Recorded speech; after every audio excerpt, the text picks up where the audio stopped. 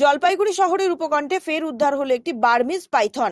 জানা গেছে জলপাইগুড়ি সদর ব্লকের বাহাদুর গ্রাম পঞ্চায়েতের শুকুরপাড়া এলাকায় স্থানীয় বাসিন্দারা দেখতে পায় একটি গাছ থেকে পাখির দল চিৎকার করছে। কাছে গেলে তারা দেখতে পান একটি বিশাল সাইজের অজগর সাপ গাছের মগডালে উঠেছে। সেখানে পাখির বাসায় থাকা ছানাগুলিকে একের পর এক করে গিলে খাচ্ছে, আর তা দেখে পাখিগুলি চিৎকার করছে। এরপর গ্রামবাসীরা খবর দেন গ্রিন জলপাইগুড়ি স্বেচ্ছাসেবী সংগঠনকে। সেখান থেকে টিম নিয়ে যান সম্পাদক অঙ্কুর দাস। এরপর স্থানীয় বাসিন্দাদের সহযোগিতায় গাছের প্রায় 50 ফুট ওপরে উঠে ডাল কেটে অজগর সাপটিকে নিচে নামায়। এরপর অক্ষত অবস্থায় অজগরটিকে উদ্ধার করে বন দপ্তরের হাতে তুলে দেয় বলে জানা গেছে। জলপাইগুড়ি শহর ও সংলগ্ন এলাকায় ঘন ঘন পাইথন উদ্ধারে চাঞ্চল্য ছড়িয়েছে।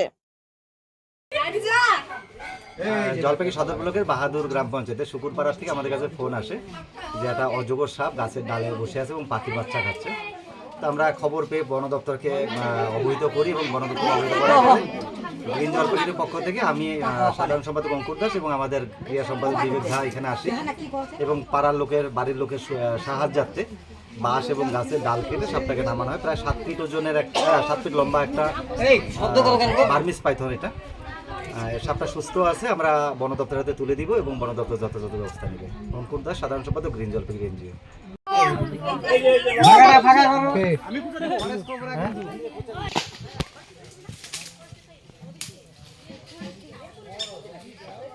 দাদা ভূতা দিলে তো উপর উঠবে না। দিব ভূতা দিব দিব ব্যথা জানি না পায়।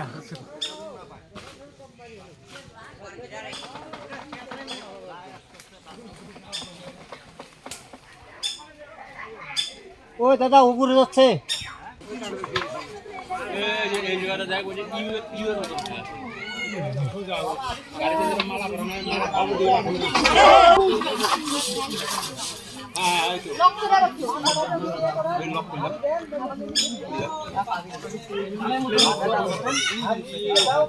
হ্যাঁ দাও দাও দাও।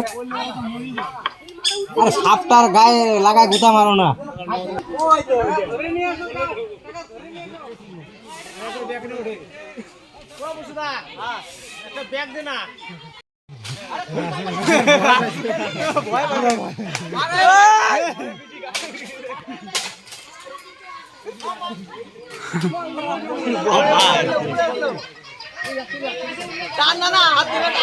ডালটা কেটে দাও, ডালটা কেটে দাও, ডালটা কেটে দাও।